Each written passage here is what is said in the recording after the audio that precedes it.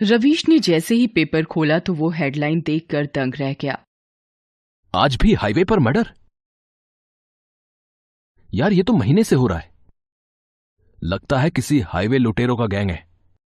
रवीश ने पूरा आर्टिकल पढ़ना शुरू किया। इस घटना में किसी भी तरह की कोई लूटमार नहीं थी।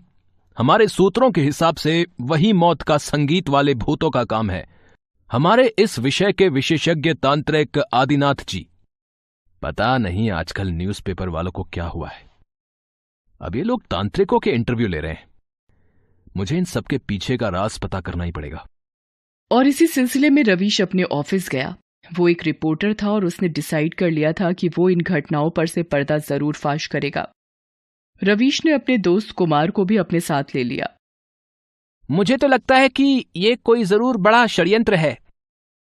हाँ, कोई तो है जो हाईवे पर लोगों को मार रहा है और भूतों का नाम दे रहा है। हमको पहले उस ढोंगी तांत्रिक की खबर लेनी चाहिए। तो चलते हैं। रवीश और कुमार दोनों तांत्रिक के आश्रम पर पहुंच गए। जब वो लोग तांत्रिक के यहां पहुंचे तो तांत्रिक साधना में लीन था। उसने आंखें बंद करके ही बोला, रवीश, मैं तुम्हारा ही इंतजार कर रहा था। आपको मेरा नाम कैसे पता है? मुझे तो यह भी पता था कि तुम कुमार को साथ लेकर आओगे। रवीश और कुमार दोनों थोड़े दंग थे। पर कैसे? सबकी अपनी अपनी सिद्धि है। जैसे तुम लोग अपने काम में माहिर हो, मैं अपने काम में हूं। रवीश, तुम्हारी जिज्ञासा तुम्हें यहां खींच लाई है। तुम्हें भूत प्रेतों पर बिल्कुल भी यकीन नहीं है, पर अब तुम्हारा नजरिया बदलेगा। और कुमार, तुम तो हर लड़की पे बुरी नजर डालते हो। तुम्हें तो सावधान रहने की जरूरत है। मैं समझा नहीं। समझ जाओगे। बाबा, आप तो इतने बड़े ज्ञानी हो, तो ये बताइए आखिर हाईवे पर आधी रात को होता क्या है? अमावस की रात जैसी ही घड़ी में 12 बजते हैं, हाईवे पर अचानक सुरों की तान छिड़ती है। पूरा वातावरण संगीत में हो जाता है। संगीत नहीं, माया है माया। इस संगीत में लोग रम जाते हैं और संगीत की ओर खिंचे चले जाते हैं। पर जैसे ही कोई अपनी गाड़ी से नीचे उतरा, बस उसका अंत निश्चित है। रूपा नहीं छोड़ेगी। रूपा और उसके माता पिता का भूत उसी हाईवे पर शिकार करते हैं। बस शिकार उनके संगीत से खिंचा चला आता है, फिर वो लोग उन्हें मार डालते हैं। क्या बाबा, आप हमें किसी फिल्म की स्टोरी सुना रहे हैं क्या? हम रिपोर्टर्स हैं। आपको लगता है कि हम भूत और भूतिया परिवार की कहानी पर यकीन करेंगे? मुझे पता था तू मेरी बात नहीं मानेगा। अच्छा ये बता, इस महीने कौन से दिन ये घटना हुई थी? 14 तारीख को। 14 तारीख को अमावस था। ये तो इत्तेफाक भी हो सकता है ना बाबा? जब जब ये हाईवे पे खून की घटना हुई, हर बार अमावस की रात थी। क्या ये इत्तेफाक हो सकता है? वो मुझे पता नहीं, पर आपकी बातों पर बिल्कुल भी यकीन नहीं है। मैं मानता ही नहीं कि भूत हो सकते हैं। ठीक है, तो खुद देख ले। लेकिन मेरी एक बात तुम्हें माननी ही होगी, अगर अपनी सलामती चाहते हो तो। क्या? तांत्रिक ने कुछ मंत्र पढ़े और उसके हाथ में 2 ताबीज आ गए। इन ताबीज को अपने गले में बांध लो, ये तुम्हारी रक्षा करेगी। कुमार ने फट से ताबीज ले ली और एक अपने गले में और एक रवीश के गले में बांध ली। फिर वो दोनों वापस अपने ऑफिस चले गए। तुझे क्या लगता है, ये बाबा की बात में कुछ दम है क्या? पहले मुझे भी लगा था कि ये ढोंगी बाबा है, लेकिन उसको तो हमारे बारे में पहले से पता था। अब लगता है बाबा सच बोल रहे होंगे। जय हो बाबा की। यार लेकिन मुझे यकीन नहीं है। मैं सोच रहा हूं कि अगली अमावस को हम दोनों हाईवे पे जाते हैं और अपनी आंखों से दूध का दूध और पानी का पानी करते हैं। पर भाई, हाईवे पर जाना रिस्की है। साले तू रिपोर्टर होकर डर गया। लगता है तूने फेमस डायलॉग सुना नहीं है, रिस्क नहीं तो इश्क नहीं। चल ठीक है, हम दोनों जाएंगे, लेकिन अगर हमें जरा भी खतरा लगा तो प्रॉमिस कर हम वापस वहां कभी नहीं जाएंगे, ठीक है? हाँ भाई प्रॉमिस, तू ना बहुत बड़ा फट्टू है। रवीश कुमार के डर का मजाक उड़ा रहा था, पर कुमार को बाबा की बात पर यकीन हो गया था। अगली अमावस्या को रवीश और कुमार रात के 11 बजे अपने ऑफिस से निकले। तुझे पक्का ये करना है? हाँ यार, तू टेंशन मत ले, मुझे यकीन है भूत वूत कुछ नहीं होता। लगभग 1 घंटा रवीश गाड़ी चलाता रहा। हम हाईवे पहुंचने वाले हैं ना? हाँ, अभी 10 मिनट में पहुंच जाएंगे।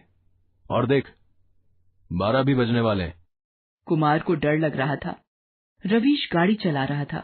10 मिनट बाद उन लोगों को एक बहुत ही मधुर संगीत सुनाई देने लगा। भाई, आगे खतरा है।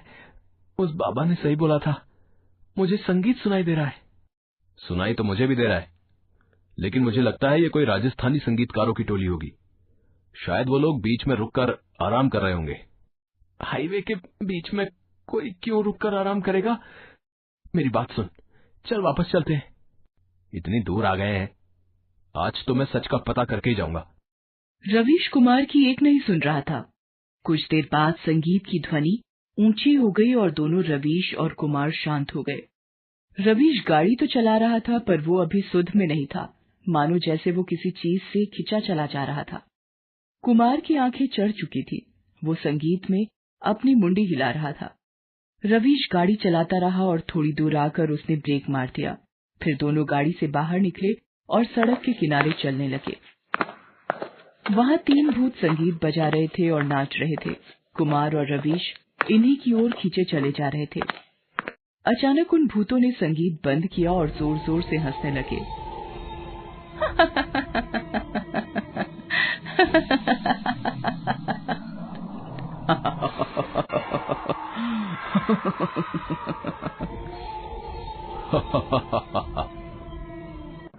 हंसी से रवीश और कुमार को होश आया। अपने सामने 3 भूतों को देखकर दोनों चौंक गए और अपनी जान बचाने के लिए भागने लगे। कुमार भाग रहा था और एक भूत ने उसकी टांग खींच दी और रूपा के भूत ने तो रवीश को घेर लिया। अब तो यहाँ से जिंदा नहीं जाएगा। लेकिन मैंने तुम्हारा क्या बिगाड़ा है? बिगाड़ा? मैंने किसी का क्या बिगाड़ा था जो तुम लोगों ने मेरी जिंदगी बर्बाद कर दी? मैं बदला लूंगी, सबसे बदला लूंगी।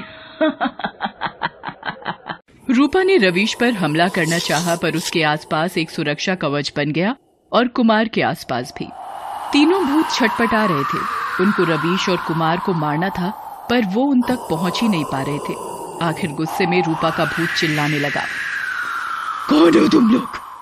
कौन हो? मैं रवीश हूं और ये कुमार, और हम लोग पत्रकार हैं। यहाँ क्यों आए हो? हाईवे की घटनाओं का सच जानने। हमने ही मारा है सबको और आगे भी मारते रहेंगे, समझे? पर क्यों? तुम्हें सच जानना था, जान लिया, अब चले जाओ, इससे पहले कि हम तुम्हें मार दें।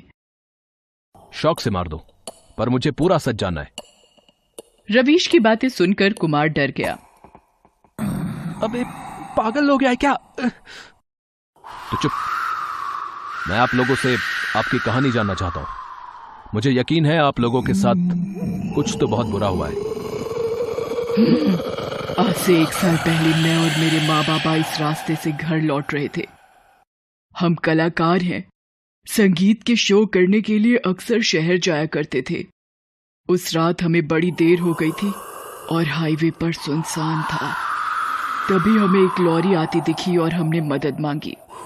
हमें क्या पता था कि वो मदद हमारी जिंदगी बर्बाद कर देगी। हम लॉरी में चढ़े तो ड्राइवर और क्लीनर मुझे बुरी नजर से देखने लगा। कुछ देर बाद वो लोग हमें एक सुनसान इलाके में ले गए और मेरी माँ बाबा को रस्सी से बांध दिया। फिर वो लोग मुझे झाड़ियों में ले गए और मेरी जिंदगी बर्बाद कर दी। तो इसलिए आप सबसे बदला ले रही हैं? इतना ही नहीं, उन कमीनों ने मेरे माँ बाबा को लॉरी से नीचे फेंका और उन पर लॉरी चला दी। उस रात मैंने अपनी आंखों से अपना पूरा परिवार खत्म होते देखा और फिर मैंने पहाड़ी से कूदकर अपनी जान भी दे दी। और तब से मैं अपने माँ बाबा के साथ उन 2 कमीनों का इंतजार कर रही हूँ। आपके साथ जो हुआ वो बहुत ही बुरा था, पर उसके लिए आप सभी से बदला क्यों ले रहे हैं? क्योंकि मेरे साथ बहुत बुरा हुआ, मैं बदला लेकर रहूंगी। रवीश, निकल इधर से जल्दी। रवीश और कुमार गाड़ी में भागने लगे और तीनों भूत गुस्से में उनकी गाड़ी का पीछा कर रहे थे। ये हादसा रवीश और कुमार को जिंदगी भर याद रहेगा। शायद अब वो कभी रात में हाईवे से नहीं जाएंगे। ये कहानी आंध्र प्रदेश के अंबुजस्वामी की है। अंबुजस्वामी ट्रेन के ड्राइवर के पद से रिटायर हुए थे, लेकिन रेलवे की नौकरी के दौरान उनके जीवन में एक ऐसी घटना घटी जो वो कभी भुला नहीं सकते। दिसंबर के महीने की बात है। एक नई स्पेशल ट्रेन की शुरुआत हुई थी। अंबुजस्वामी और उनके असिस्टेंट शेखरन की ड्यूटी उसी ट्रेन में थी। ट्रेन सही समय पर मंजिल की ओर रवाना हो गई। आप समझते क्यों नहीं? ये मेरी रिजर्व सीट है, इस पर मैं आपको बैठने नहीं दे सकता। रिजर्व ही है ना, खरीदी तो नहीं है। आप बड़े बदतमीज टाइप के आदमी हैं। बदतमीज तो आप हैं। देख रहे हैं, मेरे साथ मेरी बीवी है, छोटा बच्चा है। आप थोड़ा एडजस्ट नहीं कर सकते? उसी ट्रेन से घनश्याम भी यात्रा कर रहा था। दोनों यात्रियों के बीच बात बढ़ती देख उसने बीच बचाव किया। उसने दोनों को समझाया भी। दोनों को अपनी गलती का एहसास हुआ। फिर वो एडजस्ट करके बैठ गए। 5-6 घंटे बाद ट्रेन अपने पहले स्टेशन पर रुकी। चाय ले लो, चाय चाय चाय, गर्मा गर्म चाय, शुद्ध दूध की अदरक वाली चाय ले लो, चाय चाय। मूंगफली ले लो, मूंगफली, करारे मूंगफली, सर्दी का भगा दे मूंगफली। सर्दी कुछ ज्यादा ही थी। चाय वाले की चाय हाथों हाथ बिक गई। कई लोगों ने मूंगफली भी ली। ट्रेन फिर से मंजिल की ओर चल पड़ी।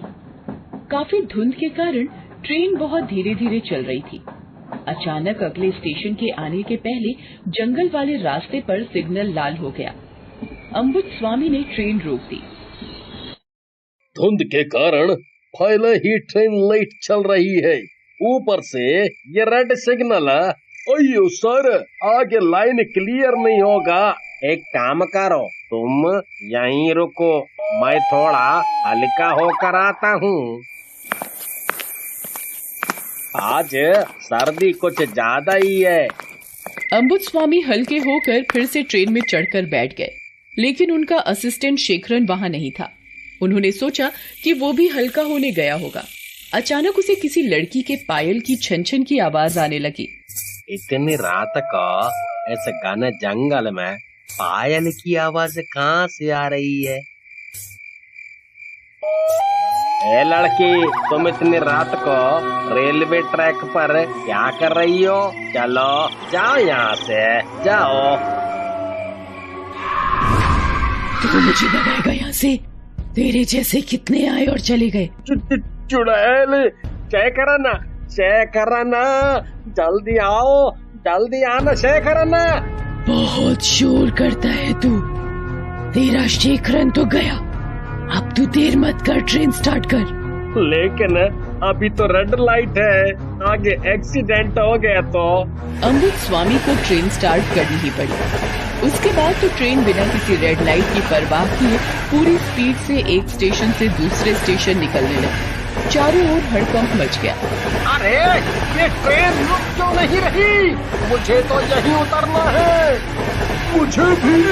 हे भगवान, कहीं गाड़ी का ब्रेक तो नहीं फेल हो गया। रुकिए, मैं गाड़ी की चेन खींचता हूँ।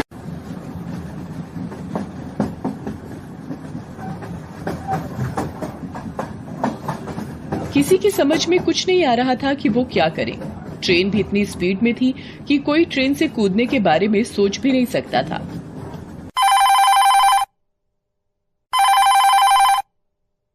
सर, रेड लाइट के बावजूद ट्रेन हमारे स्टेशन से निकल गई है। अंबुजस्वामी से बात भी नहीं हो पा रही है। ओहो, सुनो, ट्रेन थोड़ी देर में सुरंग से होकर गुजरने वाली है। हमें जल्दी से सुरंग के बाहर उसे रोकना होगा, नहीं तो अगले स्टेशन पर खड़ी ट्रेन से उसकी टक्कर हो जाएगी। सर, मैं अगले स्टेशन मास्टर से पूरी तरह कांटेक्ट में हूँ। हम ट्रेन रोकने की पूरी कोशिश करेंगे।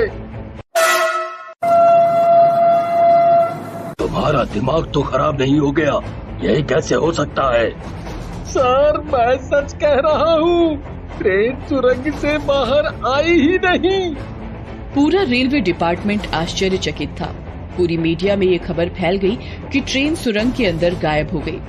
सबने बहुत कोशिश की, लेकिन किसी को उस ट्रेन का कोई पता नहीं चला।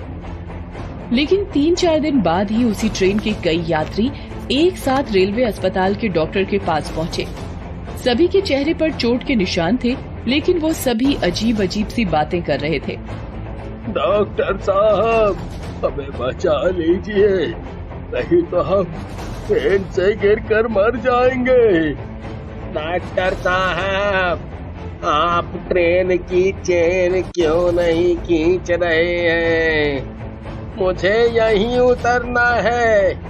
घर पर मेरी बेटी इंतजार कर रही है। डॉक्टर कुछ समझ पाते उससे पहले ही ये सभी यात्री भी ट्रेन की तरह ही अस्पताल से गायब हो गए। इस बीच इस घटना को 15 दिन बीत गए। एक रात वही स्टेशन मास्टर ड्यूटी पर था, तभी उसे फिर से वही ट्रेन सुरंग में घुसती दिखाई दी, लेकिन इस बार भी ट्रेन बाहर नहीं निकली। धीरे धीरे लोग उस सुरंग को भूतिया बुलाने लगे, लेकिन उस रास्ते से ट्रेनों का चलना बंद नहीं हुआ। एक रात स्टेशन मास्टर को किसी के कराहने की आवाज सुरंग के पास से आई। कौन है भाई? कौन है वहाँ? स्टेशन मास्टर साहब, मैं हूँ अंबुज स्वामी। अरे, तुम तो उस स्पेशल ट्रेन के ड्राइवर हो ना, जो गायब हो गई? वो ट्रेन एक चुड़ैल के जंगल में है, उसने सभी को मार दिया। सिर्फ मैं और ये लड़का घनश्याम बचे हैं। उस रात ट्रेन के सुरंग में घुसने के पहले ही हमें सुरंग के बाहर खूब सारा धुआं दिखा। एक अजीब सा शोर भी हमारे कान में पड़ रहा था। ऐसा लग रहा था कई सारा लोग एक साथ रो रहे हैं। पता नहीं हमें कहाँ से हिम्मत आई और हम ट्रेन से कूद गए। उस रात की घटना और चुड़ैल के बारे में बताते बताते दोनों बेहोश हो गए। स्टेशन मास्टर जल्दी से पानी लेकर आया और उनके ऊपर छिड़का, तब जाकर उन्हें होश आया।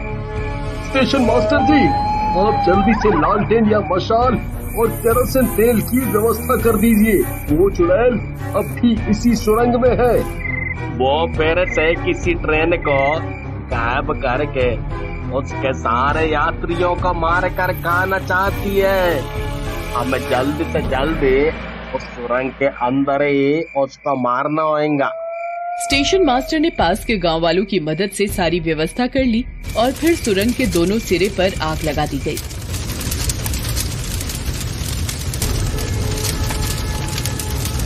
ये ठीक नहीं किया तुम लोगों ने। मैं छोड़ूंगी नहीं छोड़ूंगी किसी को।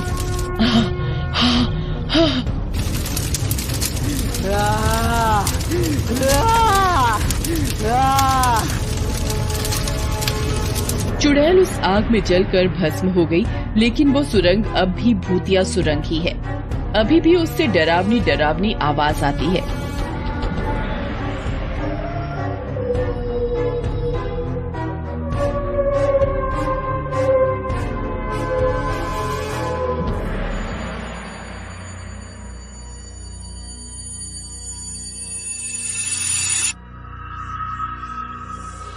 रेलवे ने सभी ट्रेनों का रूट बदलकर दूसरे रूट से ट्रेन चलाने का फैसला ले लिया है। रामलाल रिक्शा चलाता है। सर्दियों की रात वो अपनी अंतिम सवारी को उसके घर छोड़कर वापस लौट रहा था। रात काफी हो गई थी। जंगल वाले रास्ते तक पहुंचते पहुंचते जोर जोर से बिजली कड़कने लगी और बारिश होने लगी। इस बारिश को भी अभी ही होना था क्या भगवान, घर पहुंच जाता तब बारिश करवा देते। वो रिक्शे में जल्दी जल्दी पैडल मार रहा था ताकि जल्दी घर पहुंचे। अचानक से उसकी रिक्शा जंगल वाली सुनसान रास्ते पर जोर की आवाज के साथ रुक गई। अरे ये क्या हो गया, रिक्शा रुक क्यों गई? क्या ऊपर वाले जब देखो पीछे ही पड़े रहते हो। अरे इन कुत्तों का मुझे समझ नहीं आता, रात होते ही भैं भैं करके रोने लगते हैं। रात सुनसान सड़क और ऊपर से जंगल का रास्ता, डर के मारे वैसी हालत खराब है, ऊपर से कुत्ते हैं। रुक जाओ अभी बताता हूँ इनको मैं। रामलाल ने पत्थर तो कुत्ते को मारा था, लेकिन दूर से किसी औरत के चीखने की आवाज आती है। यो तो किसी औरत की आवाज है। इतनी रात को इस सुनसान जगह पर औरत कहाँ से आ गई? कहीं मेरे पत्थर से उसे चोट तो नहीं लगी? अरे मुझे देखना होगा। वहाँ पहुंचकर रामलाल ने जो देखा वो सोच में पड़ गया। वहाँ एक गर्भवती औरत अपनी 2 छोटी छोटी बच्चियों के साथ एक बड़े से पत्थर की ओट में छिपी हुई थी। अभी भी तेज बारिश हो रही थी। उसकी दोनों छोटी बच्चियां बिल्कुल खामोश बैठी थी। अरे बहन, तुम लोग यहाँ इस सुनसान इलाके में क्या कर रही हो? भैया वो हमें यहाँ छोड़ गए हैं। कौन? अरे कौन तुम्हें और तुम्हारे बच्चों को यहाँ छोड़ गया है? मेरा पति, मेरी सास और मेरे ससुर। ओहो, पागल वागल तो नहीं है वो लोग जो तुम्हें और तुम्हारी बच्चियों को यहाँ छोड़ गए। चलो चलो, मैं तुम लोगों को तुम्हारे घर छोड़ देता हूँ। घर? हमारा घर तो यही है अंकल। पिछले 15 सालों से हम यहीं रहते हैं। तुम दोनों तो बहुत ही छोटी हो, लेकिन कह रही हो 15 सालों से यहीं रह रही हो। वो झूठ नहीं कह रही। उनकी बात माननी है तो मानो, नहीं तो भागो यहाँ से। अरे वो औरत कहाँ गई? उसकी बच्चियां भी ना है यहाँ। अचानक से वो कहाँ गायब होगी? रामलाल थोड़ी देर उन्हें वहीं इधर उधर ढूंढता है, लेकिन वो उसे नहीं मिलती। अब बारिश भी बंद होने लगी थी। वो अपने रिक्शे के पास जाता है। उसकी नजर फिर से पिछले पहिए पर जाती है। अरे यो पहिया तो पंचर था, यो ठीक कैसे हो गया? रामलाल वहाँ से वापस घर तो आ गया था, लेकिन उसका मन बिल्कुल भी नहीं लग रहा था। रह रहकर उसके आगे वही गर्भवती औरत और उसकी छोटी छोटी बच्चियों का चेहरा घूम रहा था। आखिर वो औरतें गायब कहाँ हो गईं? मुझे ऐसा क्यों लगता है कि कुछ ना कुछ गड़बड़ है वहाँ। मैं आज रात फिर वहाँ जाऊंगा।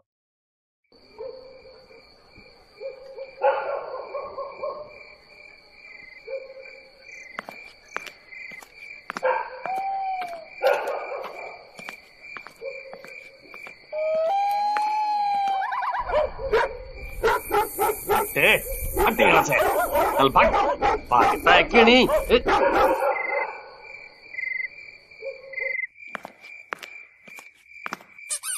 यहाँ इतने सुनसान में गुड़िया लेकर कौन आया होगा? वो मेरी बेटी की गुड़िया है। अरे तुम कहाँ से आ गई? तुम अभी तक यहीं हो, अपने घर नहीं गई? तुम्हें एक बार में बात समझ नहीं आती?